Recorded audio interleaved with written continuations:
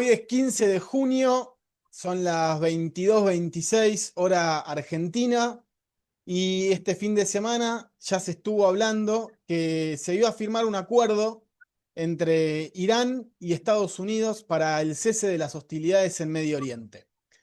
Hay un preacuerdo confirmado que todo indica que se va a estar firmando finalmente el día viernes en Ginebra, en Suiza. Por lo menos son los trascendidos hasta ahora por los mediadores de Pakistán y tanto por la República Islámica de Irán como por Estados Unidos.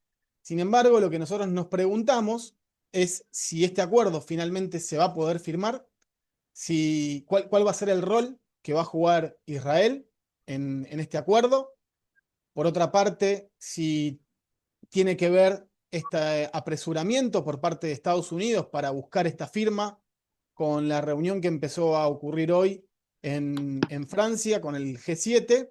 Y por otra parte, también entender que estamos atravesando un mundial de fútbol y que el fútbol no es solamente eso, y que quizás hay muchas cuestiones que tengan que ver con demostrarle al mundo que se puede garantizar una paz a través de acuerdos después de más de 100 días de guerra. Así que dicho todo esto, voy a presentar a mi amigo Maurito y los voy a saludar a todos ustedes. Buenos días, buenas tardes, buenas noches. ¿Cómo estás, Maurito? Hola Joan, ¿cómo andás? ¿Todo bien? Todo bien. ¿Cómo va todo, amigo? ¿Cómo estás? ¿Todo bien? Sí. Sí, más tranquilo después de los problemas técnicos, Mauro. Tenemos más problemas técnicos que Oh, no sé, que Uruguay hoy para empatarle a Arabia. ¿Eh? terrible, terrible, terrible. Durísimo partido, ¿eh? Durísimo Lindas partido. Creo sorpresas. Hoy, ya del Mundial, lindas sorpresas. Hoy España no le pudo ganar a Cabo a Verde. Cabo Verde.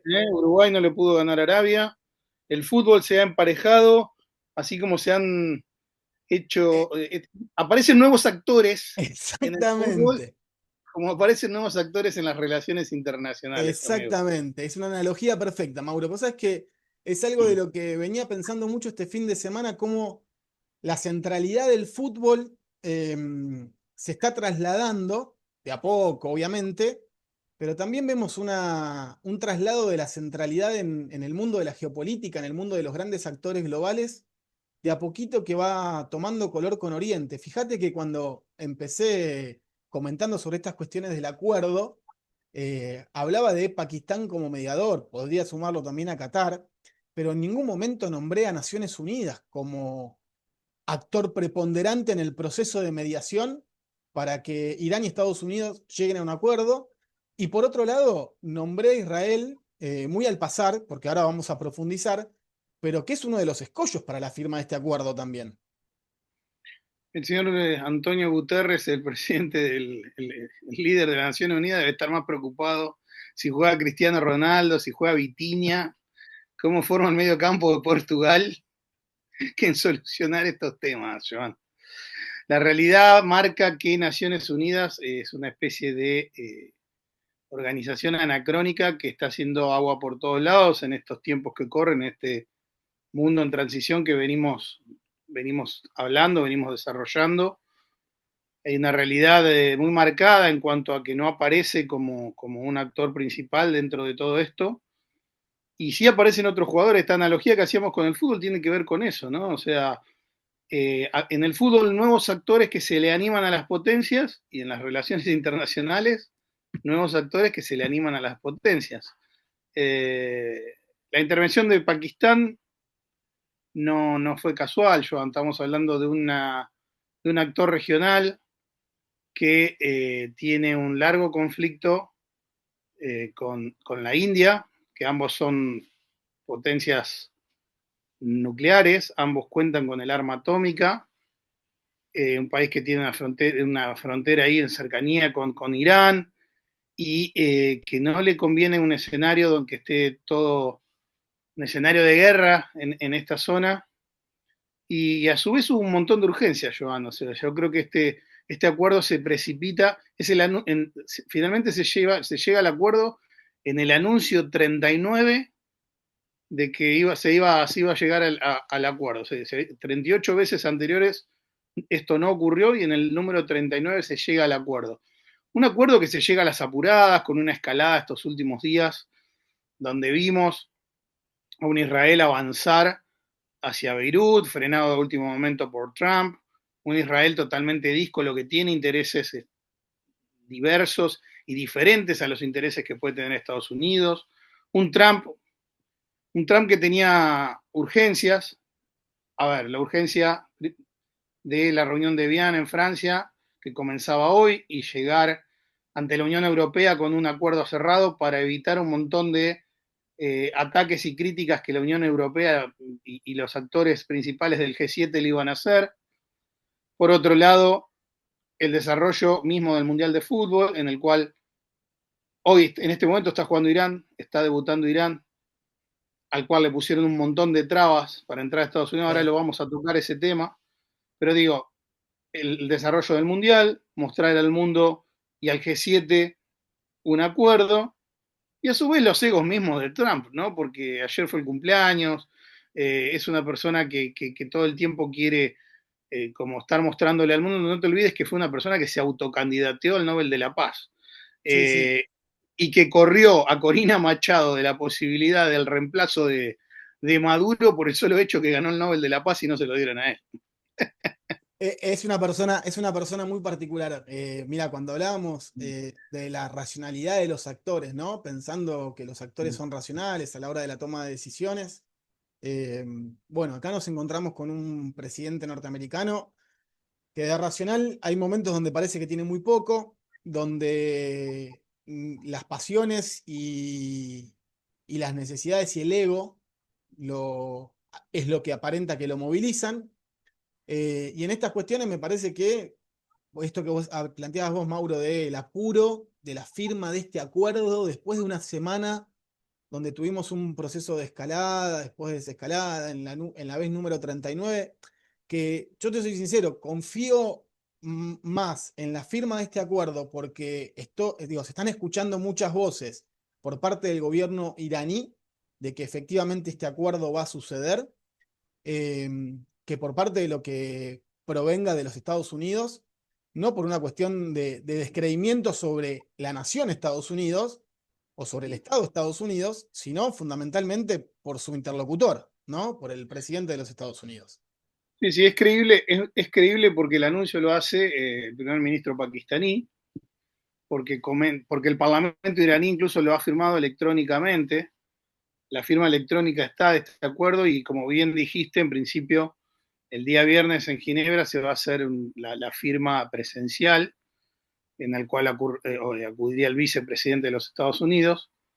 Pero si no fuera por ese lado, claramente, en virtud de los 38 anuncios anteriores, a uno ya le cuesta creer en lo que nos vienen diciendo, ¿no? Y en parte un poco este canal que nosotros tenemos lo que busca es eso, es una charla, como siempre decimos, una charla entre amigos, entre internacionalistas que buscan analizar este escenario y busca generarles que a la gente le genere inquietudes, preguntas, pero también tratar de analizar, corriéndonos desde todos estos lados donde hay un bombardeo mediático en el cual muchas veces no sabes a quién creerle, qué creerle y dónde está la realidad de la noticia. Entonces es muy importante eh, mirar, nosotros siempre decimos en relaciones internacionales que es mirar al mundo sacándonos las anteojeras, ¿no? Y tiene que ver con ver la perspectiva desde distintos lugares, ¿no? Mirar el mundo sin anteojeras, mirarla de distintos ámbitos, investigar, indagar, ir hacia las agencias de noticias occidentales y no occidentales, para tratar de entender hasta dónde llega lo real de lo que es una fake news. En una guerra que a todas luces vimos, en estos 130 y pico, no sé cuántos días fueron, 120, 130 días de conflicto, a todas luces vimos una guerra paralela entre los misiles que caían, ya sea en Teherán, en el Líbano, en los distintos países de la región, como las distintas noticias que iban cayendo todos los días.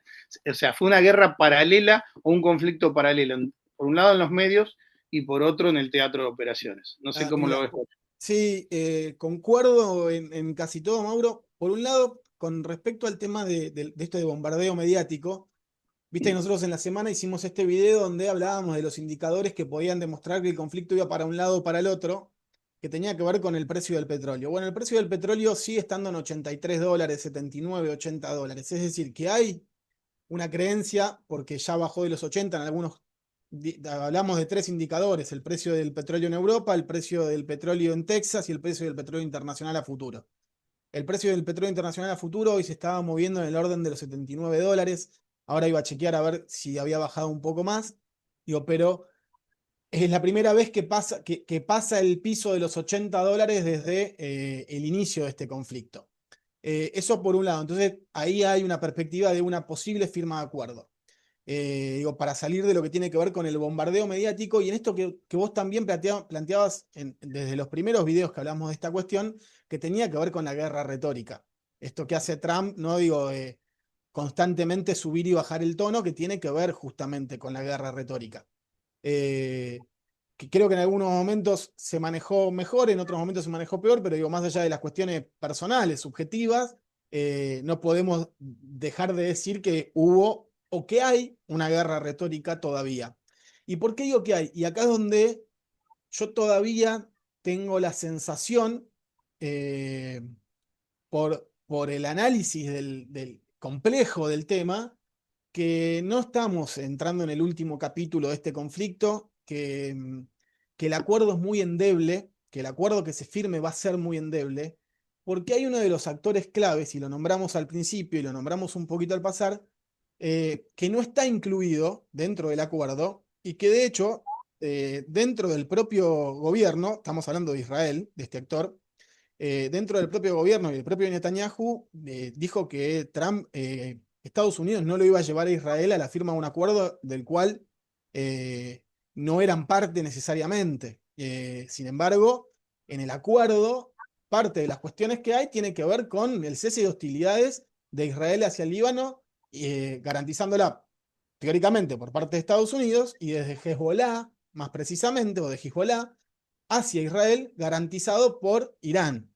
Ahora, si Estados Unidos no puede contener a Irán, si Donald Trump no puede contener a Netanyahu, el acuerdo es muy inestable, porque además ninguno de los dos actores, ni Estados Unidos ni Irán, consiguieron una victoria efectiva, demostrable en los papeles. Alguno podrá decir que Estados Unidos pudo conseguir que Irán no desarrolle armas nucleares. Por el lado de Irán se podrá decir que vuelve a acceder a dinero que tenía incautado en diferentes países del mundo y se le levantan las sanciones. Por el lado de Estados Unidos también se podrá decir que Estados Unidos va a tener acceso durante estos 60 días para controlar las instalaciones y el uranio de Irán. Y por el lado de Irán también se podrá decir que el régimen sigue en pie, que el régimen que teóricamente por el cual Estados Unidos había comenzado este ataque, sigue en pie. Entonces, ninguno de los dos países ha obtenido una victoria completa. Y por otro lado, uno de los principales beligerantes, que es Israel, sigue en pie de guerra contra Líbano, más particularmente contra Hezbollah. Ante esta situación, a mí se me hace demasiado endeble el acuerdo. Yo, a ver, ojalá esté equivocado, pero no le veo perspectiva de futuro, Mauro, al acuerdo. Sí, sí, Joan, sí, la verdad que coincido con lo que venís diciendo. Primero me corrijo, dije 120, 130 días, en realidad son 109 días más o menos del 28 de febrero ahora, Sí. lo que llevó este conflicto. Vos estás tocando ahí puntos muy importantes. Yo creo que hay varias razones por las cuales Israel no es parte del acuerdo. Primero y principal, Joana, hay uno que es fundamental, por los cuales Israel quedó completamente fuera de la firma, ¿no? Que es este dilema del reconocimiento mutuo. Es una traba existencial. Para que Israel firme un tratado con Irán, ambas partes tendrían que reconocerse como dos estados legítimos. Y bien sabemos que desde Teherán, el régimen teocrático, y más ahora bajo la aladura de Moctava, el hijo de Ali Khamenei, tiene como pilar fundacional la destrucción del régimen sionista, y sentarse a firmar con un representante de Israel equivaldría a una especie de suicidio político y religioso para la Guardia Revolucionaria. Y desde el lado de Tel Aviv jamás aceptaría un estatus de paridad jurídica con un Estado que financia abiertamente a milicias dedicadas a su eliminación. La mediación indirecta, digamos, de entre Qatar y Pakistán fue la única forma de que estas líneas se cruzaran sin que los actores se vieran la cara, porque es la realidad. Sí, Por otro sí, lado, tenemos, hace unos días hablábamos, ¿no?, de teorías de relaciones internacionales, y, pensando en el interés nacional, supervivencia, Morgenthau, ¿sí?, que es un librazo que hemos estudiado, Joan, Política entre las Naciones, de Morgenthau. más vivo que nunca, Mauro. Sí, olvídate, olvídate. Esta divergencia absoluta del interés nacional, ¿no? Porque el interés nacional de Washington y el de Tel Aviv no son el mismo. O sea, hay que romper ese mito de que actúan como un solo bloque. O sea, rompamos ese mito. O sea, la prioridad de Trump es las elecciones internas, Bien. prioridad comercial y electoral, la libre navegación del estrecho de Hormuz para estabilizar el precio de la energía global, del petróleo, para que fluya petróleo, como dijo hoy, calmar este frente Indo-Pacífico con India y llegar, como llegaba hoy, al G7 Evian, diciendo acá está el acuerdo. Entonces, eso para el lado de Estados Unidos, ¿no? Para Estados Unidos, Irán es un problema geopolítico manejable desde la disuasión. Pero para Israel, el programa nuclear iraní, por ejemplo, no es un problema comercial, es una amenaza a la existencia y a la supervivencia mismo del Estado. Absolutamente, Entonces, Mauro. eh, ahí tenemos un segundo punto en el cual los objetivos son totalmente diferentes y por eso Israel no va a ser parte de un acuerdo, ni lo sería, ni lo será, dentro de este escenario en el cual yo te traté de hacer un resumen recién así muy rápidamente. No, y mira, sumaste otro tema más. Digo, que también, digo, en esto de los apuros, de la firma del acuerdo, después de una semana bastante tensa en términos bélicos entre Estados Unidos e Irán, em, hoy una de las declaraciones de Trump fue que también iba a intentar ponerle fin a la guerra de Rusia y Ucrania.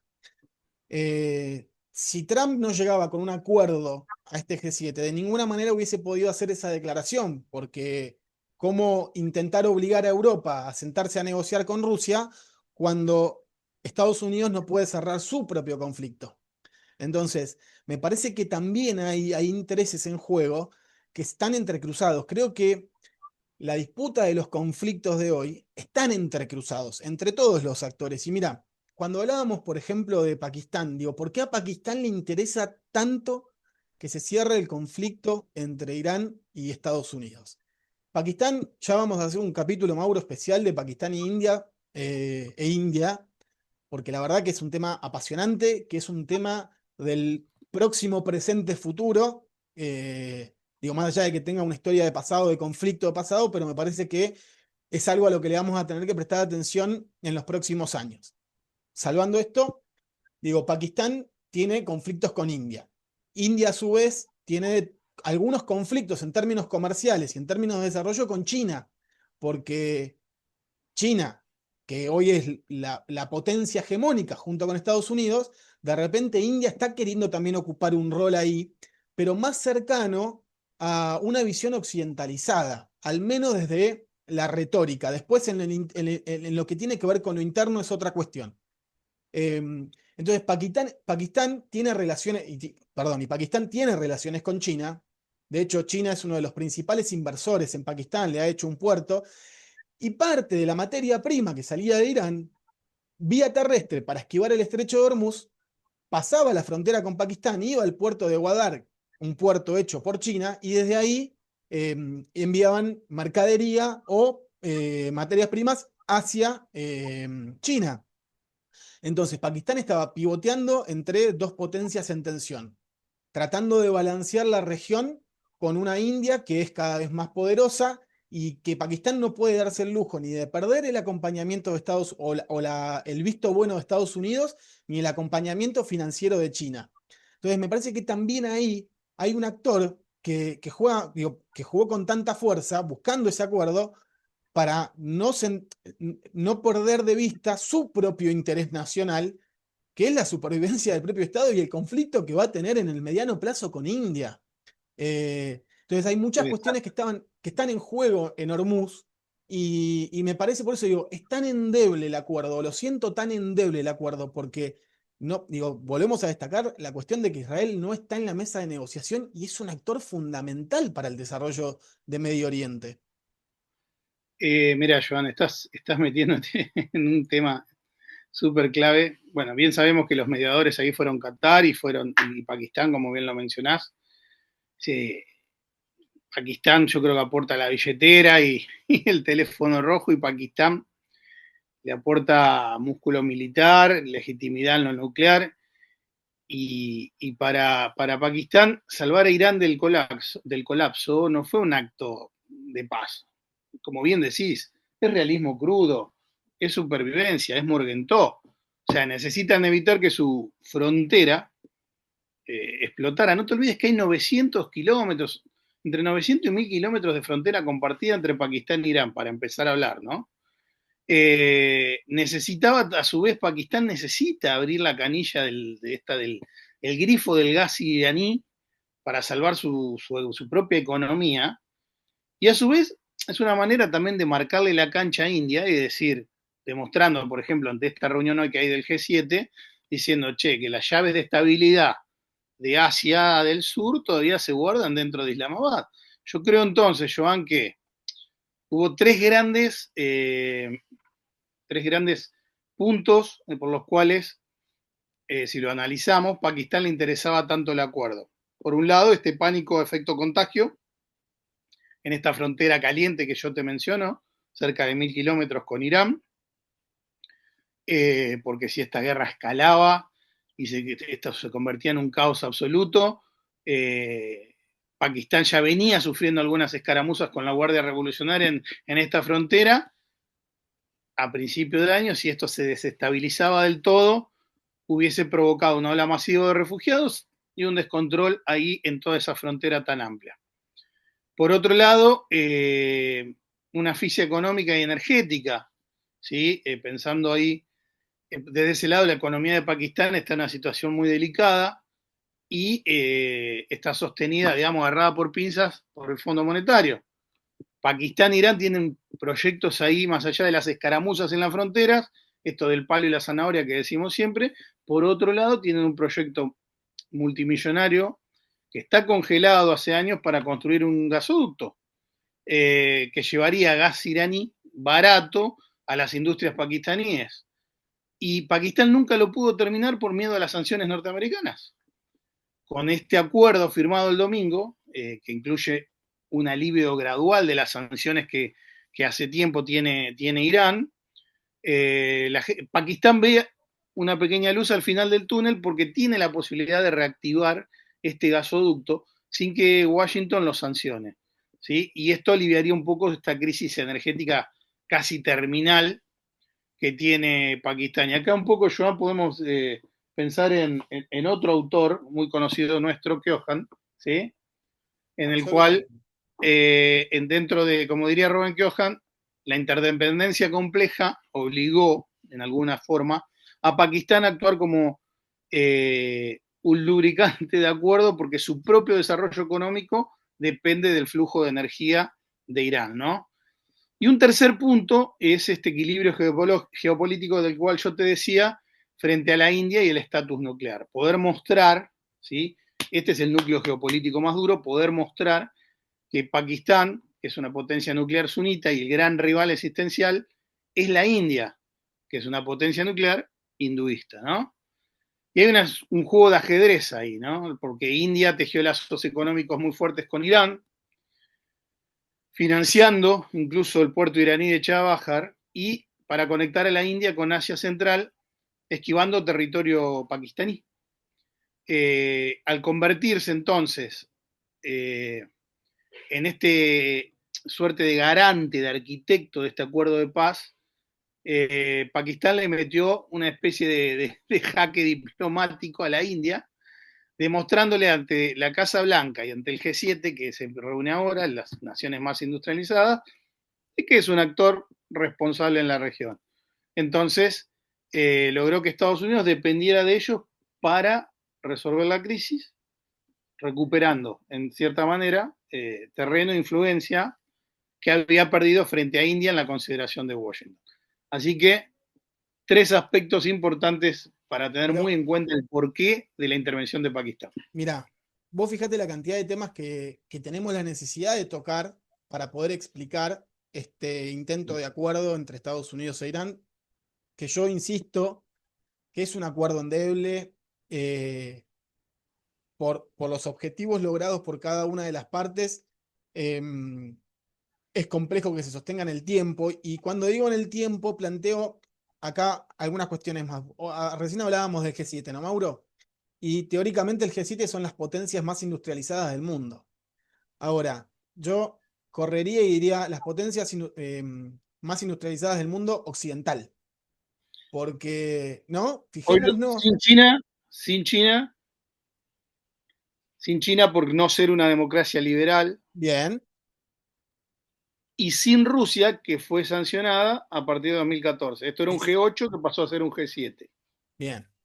Entonces, Entonces, por eso digo, y no estamos hablando, a ver, con el mayor de los respetos hacia Argentina, no estamos hablando de Argentina que queda fuera del G7, estamos hablando de eh, dos países que son de los más preponderantes del mundo. Entonces, lo que estamos viendo, viste cuando hablábamos al principio de esta cuestión de cómo se está corriendo el arco en términos de fútbol en el Mundial, que de repente Asia empieza a tener un poquito más de peso, o el Oriente empieza a tener un poquito más de peso, lo vimos con Japón, lo vimos con Corea del Sur.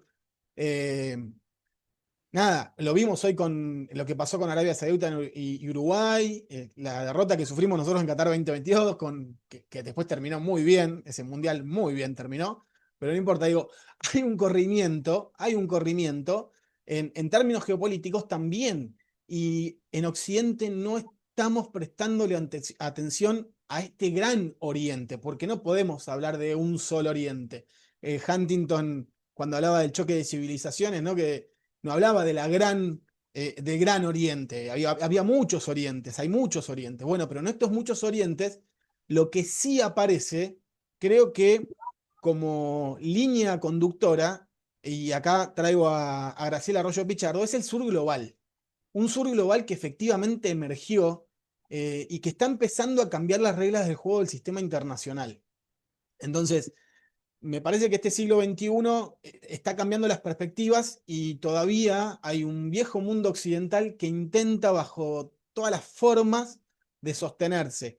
Y este G7 es una demostración también de eso, insisto, quitando del medio a China, a Rusia, es una demostración de la búsqueda de sostener ese espacio de discusión para sí mismo, digo, intentando resolver cuestiones que incluso hay momentos hasta que se siente que le quedan grandes. Digo, porque este planteo de Donald Trump de respecto de resolver el conflicto entre Rusia y Ucrania, habiendo llevado a la mesa un acuerdo con Irán, nada, queda como un poco grandilocuente. Cuando sabemos, y para peor de males, estas últimas semanas, o esta última semana, el conflicto Rusia y Ucrania ha recrudecido y bastante.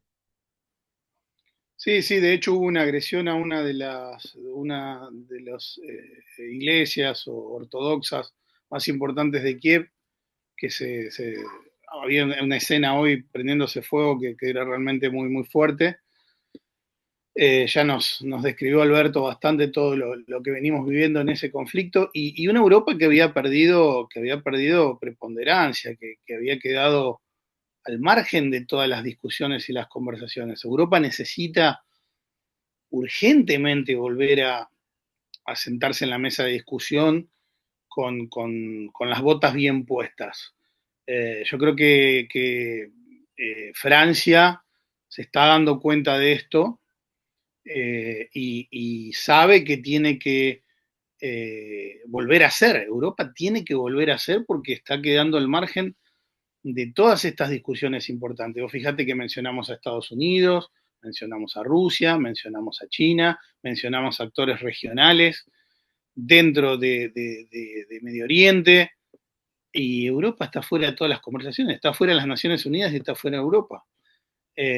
Así que este G7 tiene que revitalizar a un poco Europa, y Europa debería tomar las riendas de esta discusión de paz o de ponerle un cese a las hostilidades de este largo conflicto entre Rusia y Ucrania. Mirá, Así que bueno, ahí, Mauro, sí. quiero aprovechar que lo trajiste a Alberto, a la charla, Alberto Hochenreuter, que tuvo la charla con nosotros y cuando hablábamos del conflicto de Rusia y Ucrania, él marcaba dos cuestiones que a mí me quedaron muy grabadas. Una, cuando hablábamos del orden global, él hablaba del desorden global, ¿no? De este mundo en caos.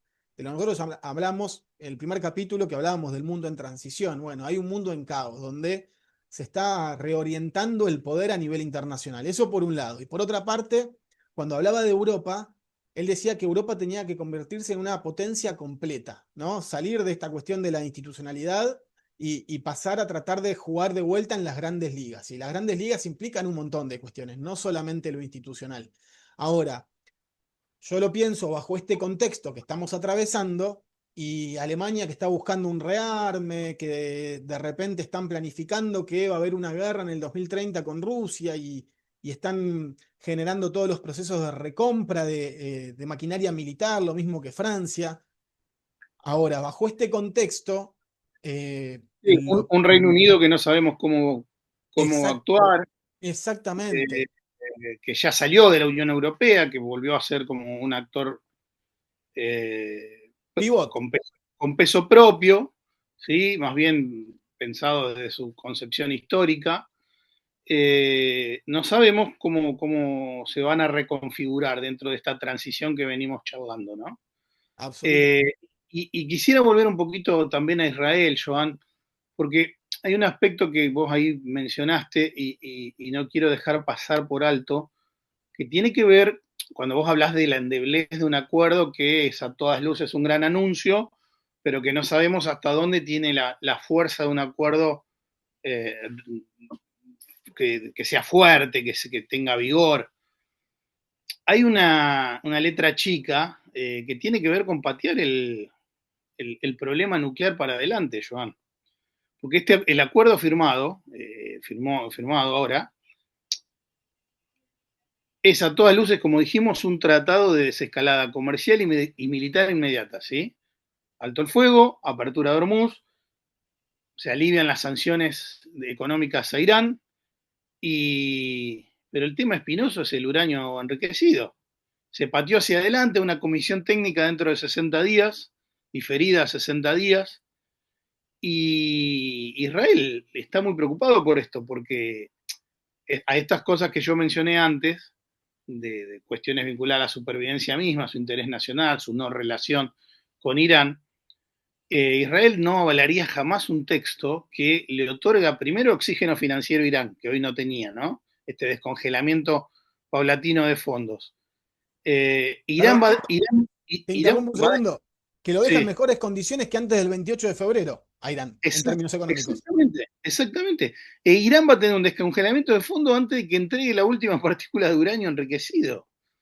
Entonces, ¿qué piensa Israel de esto? Israel piensa que una vez que la economía de Irán se estabilice con la apertura de Hormuz, Teherán no va a tener incentivos reales para ceder en sus inspecciones nucleares en la mesa técnica. Entonces, vos fijate esto, Joan, Irán incluso hasta queda mejor parado que un objetivo militar que supuestamente era descabezar a la autocracia iraní, termina dejando mejor parado a Irán de cara a esta perspectiva futura inmediata. Pero claramente porque ahora va a tener herramientas económicas para poder estabilizar la economía, Mauro. Va a tener, a ver, va a tener dinero constante y sonante para ordenar y estabilizar la economía, que era uno de los principales problemas que tenía la teocracia. Por eso habían existido las manifestaciones antes del 28 de febrero. Yo digo, es muy difícil hablar con el diario del lunes, pero entendiendo cómo estaba la situación política dentro del régimen iraní, lo más probable es que con el tiempo, solo con las sanciones, se hubiese ido desgastando y el régimen hubiese caído por su propio peso, Sí, sí. por la situación agobiante en términos económicos. Ahora, después pasó lo que pasó, que ya todos lo sabemos, el 28 de febrero, y en esto que planteas vos respecto de Israel, ¿cómo queda Israel en la región, Mauro? ¿Cómo queda Israel en la región? Sí, mira, yo creo que acá Trump usó una estrategia de hecho consumado, ¿sí? ¿En qué sentido? Trump sabía perfectamente que si incluía a Israel en las negociaciones secretas que se llevaban a cabo en Islamabad, en Pakistán, el acuerdo jamás habría visto la luz, ¿sí? A la luz de todas estas urgencias que mencionamos antes. ¿Por qué? Porque Israel además habría ejercido ese poder de veto que tiene a través del lobby pro-Israel en el Congreso norteamericano, ¿sí? Que sabemos que es muy fuerte.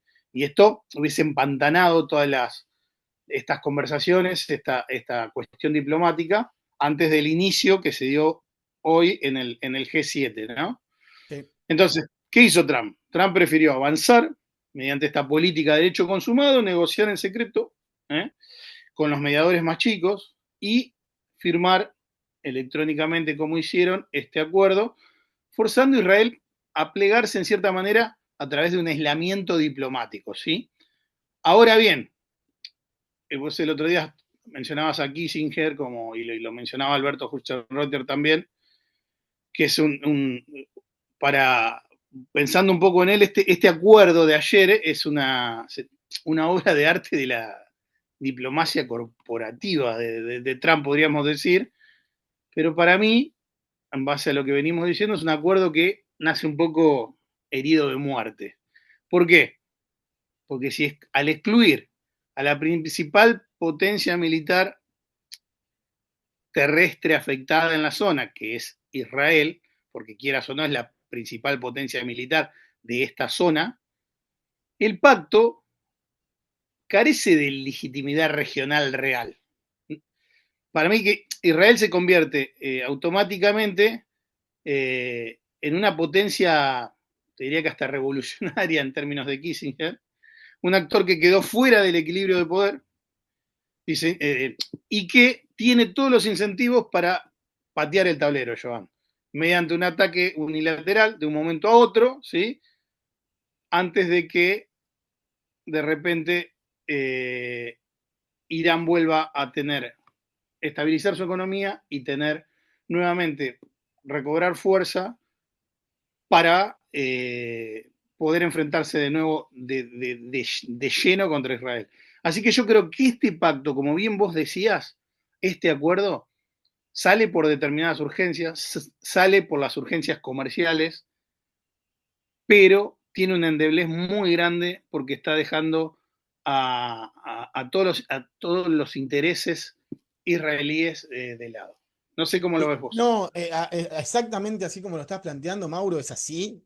A ver, por lo menos yo entiendo que es así, porque además, pensando en los incentivos de Israel para no seguir atacando al Líbano, digo, estoy pensando incentivos en términos de por qué yo siendo Israel dejaría de atacar, qué cambió respecto del 28 de febrero para que yo deje de atacar al Líbano o deje de atacar a Hezbollah o deje de atacar o de buscar destruir a Irán. ¿Qué cambió? Y si yo me pongo a ver lo que cambia con este acuerdo en términos de lo que Israel buscaba, no solamente no ganó, sino que además perdió. Entonces, bajo esa posición, Israel queda, insisto, muy endeble en la región y queda muy entrampado, porque si Israel no continúa con la agresión, que debería ser lo más lógico que ocurra, pero ya quedaría determinado como que efectivamente Estados Unidos es el que toma las decisiones en la zona. Punto, ya está. Digamos, no es más un actor de primer orden en la zona. Es un actor que responde efectivamente a los designios de lo que diga Estados Unidos. Número uno. Número dos. ¿Por qué motivo, digo, qué ganaría Israel atacando? Porque esa es la otra parte. Decís, bueno, Israel sigue atacando al Líbano.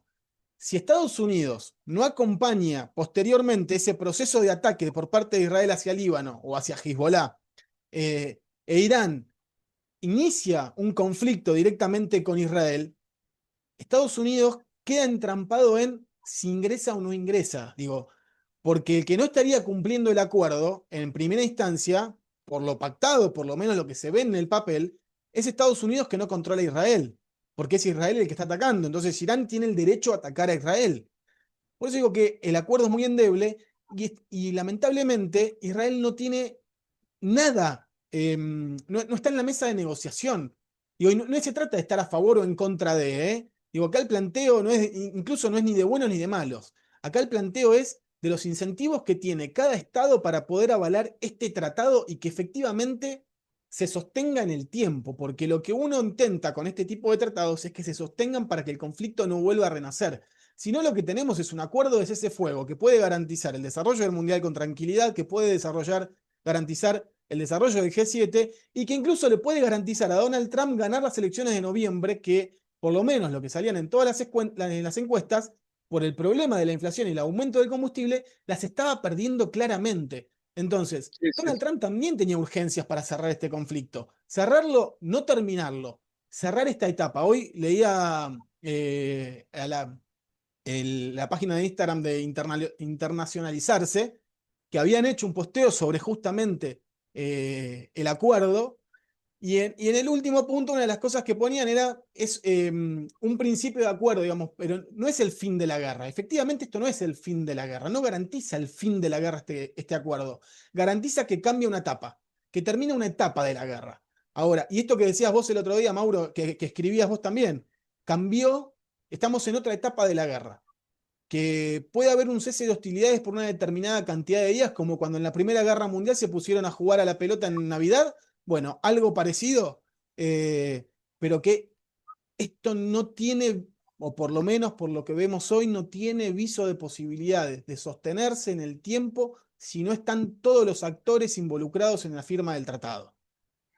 sí, yo coincido, Joan, en esto que venís diciendo, en este análisis que venimos haciendo, es un acuerdo muy, muy endeble, o sea, se firmó electrónicamente, se va a firmar, se festeja en Pakistán, se festeja en Qatar, Trump sale grandilocuentemente diciendo circulen barcos del mundo, pasen por Hormuz y que fluya el petróleo, con esa grandilocuencia que lo caracteriza. Arrancó el G7, Trump ya camina ahí por los Alpes, con ese trofeo bajo el brazo del acuerdo, pero detrás de todo esto nos queda esta gran duda de lo que venís planteando, qué va a hacer Israel, qué va a pasar con Israel, qué es lo que se viene, ¿no? ¿Qué se viene? Para mí, este acuerdo, en su veredicto final, eh, es una bomba de tiempo, ¿sí? Es una bomba de tiempo.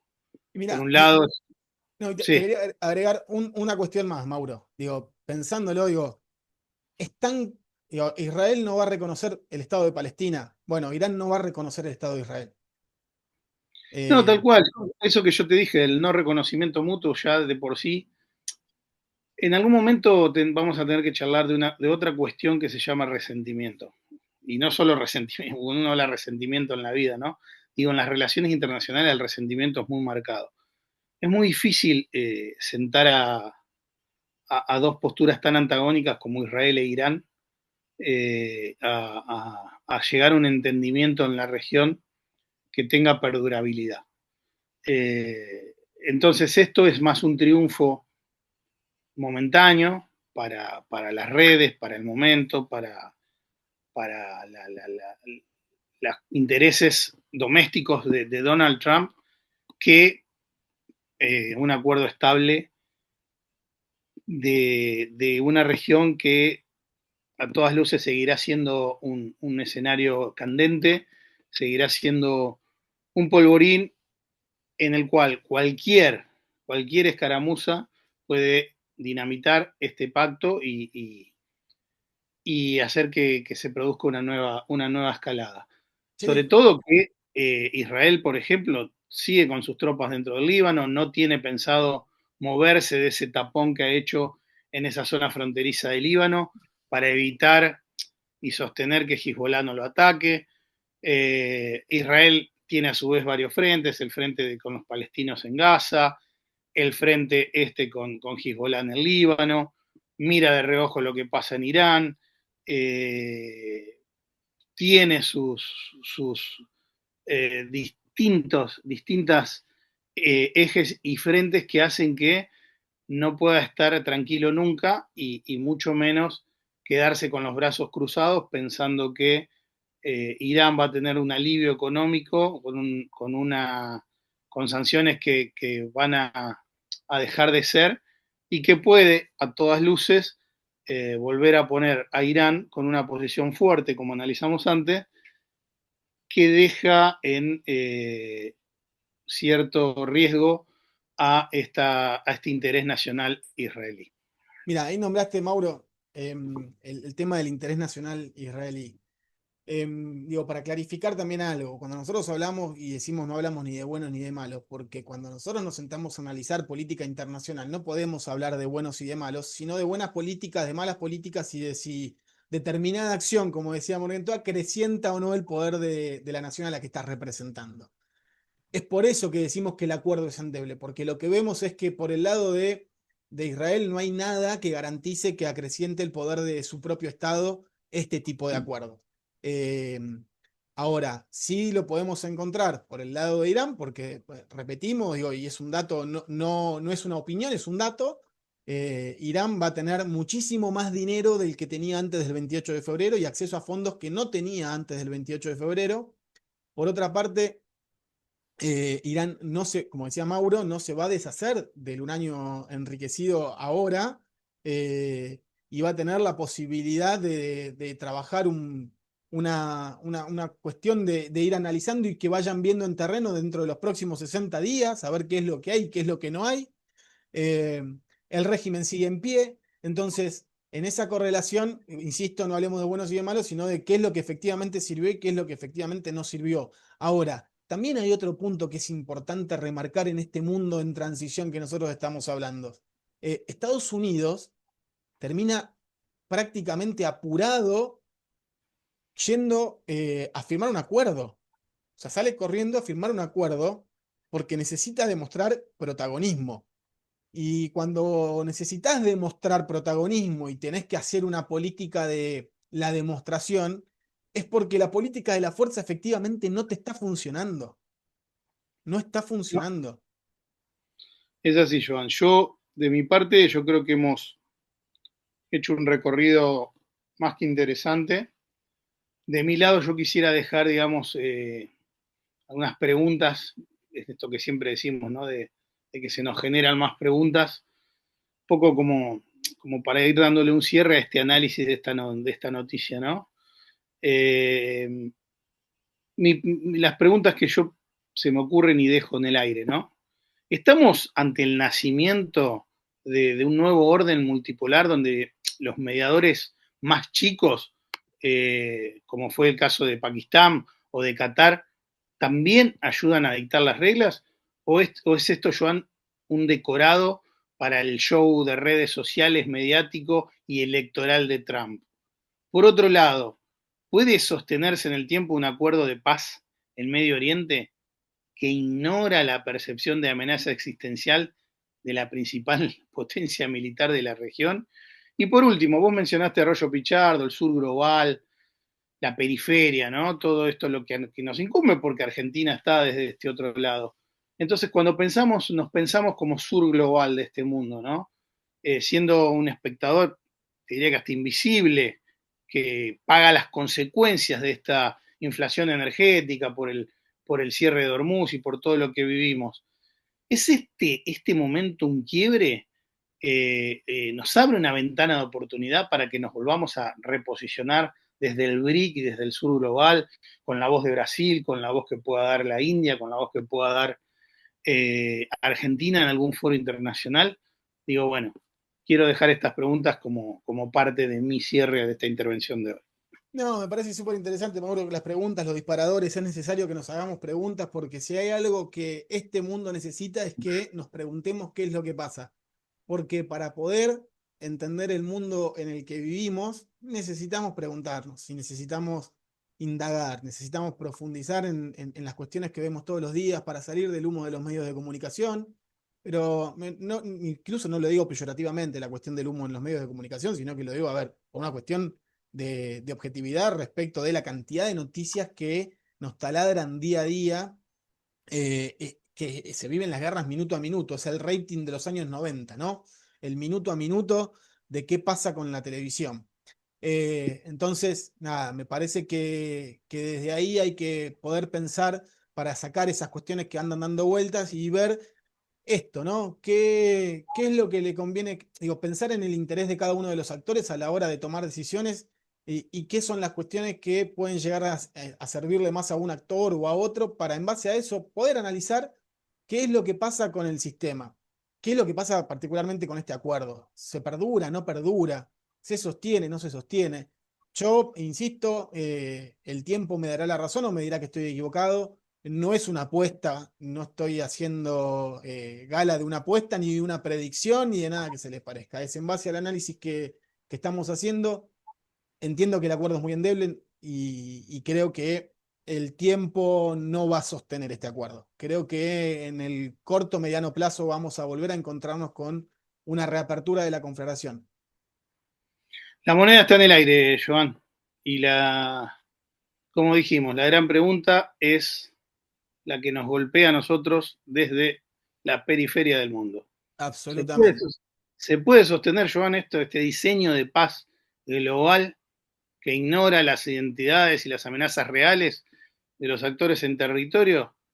Estamos destinados, como dice Arroyo Pichardo, que vos bien lo mencionaste, a ser los espectadores invisibles que siempre terminan pagando los platos rotos de la historia. La respuesta, como siempre, la seguimos construyendo nosotros, vos y yo, desde el análisis, y la gente que está ahí del otro lado escuchándonos, a quienes, como siempre, le decimos, no sean indiferentes.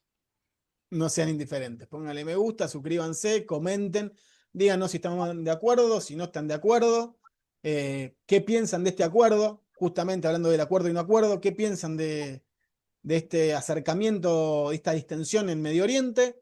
Y esta semana lo vamos a acompañar con varias cosas en el canal de Instagram, también acá en YouTube, trabajando sobre algunos temitas para salir un poquito de la tensión de Medio Oriente. Vamos a pasar a la tensión en otros puntos del mundo porque tensión hay en todos lados, porque este sistema está en transición y nos deja mucha tela para cortar en todos lados. De hecho, Mauro, todavía no se resolvió la cuestión en Perú, se va a estar resolviendo para mediados de julio. Nosotros seguimos insistiendo que el tema en Perú es no quién gane las elecciones, sino si efectivamente va a poder gobernar, si va a poder generar otro anclaje institucional, remodelar la institucionalidad del Perú para que se hagan las reformas que se necesitan. Tenemos que ver también qué pasa en 6 días, este domingo con el balotaje en Colombia, que después vamos a hablar de vuelta con Eduardo para que nos cuente un poquito qué está pasando allá y qué es lo que va a pasar en base a quién gane las elecciones o qué es lo que él puede percibir. Igual ya nos dejó algunas definiciones que fueron fantásticas. Nada, hay mucha tela para cortar en este sistema internacional y la idea nuestra es tratar de compartirla con ustedes, hacer los análisis más objetivos posibles, sin sesgos y generándonos todo el tiempo la mayor cantidad de preguntas posibles. No sé si quieres decir algo más, Maurito. Así es, amigo, ¿no? Ya está, yo lo que tenía que decir lo dije. Suscríbanse, Bien. hay que darle me gusta o no me gusta, espero que le pongan me gusta. Sí, Esto lo hacemos con mucha pasión, con mucho profesionalismo y tratando de que, como bien decís, sea lo más objetivo posible, con la menor cantidad de sesgo posible. Y bueno, nada, que nos sigan. Y que los nos sigan. invitamos a los nuevos capítulos, a que nos sigan en el Instagram. Y ahí estaremos, Joan, para próximos capítulos de Tablero Global. Te lo Exactamente. dejo a vos, te dejo a vos esas palabritas finales El de... hermoso cierre. Sí, Buenos días, buenas tardes, buenas noches. chau.